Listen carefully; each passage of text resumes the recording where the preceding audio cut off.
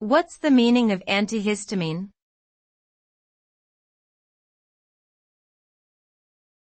Antihistamine.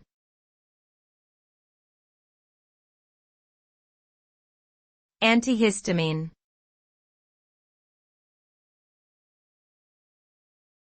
Antihistamine.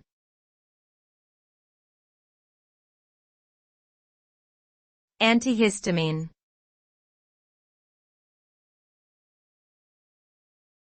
Antihistamine.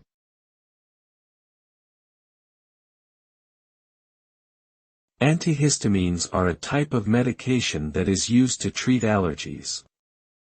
They work by blocking histamine, a chemical that is released during an allergic reaction and causes symptoms such as sneezing, runny nose, and itching. By reducing the amount of histamine in the body, antihistamines can help relieve these symptoms.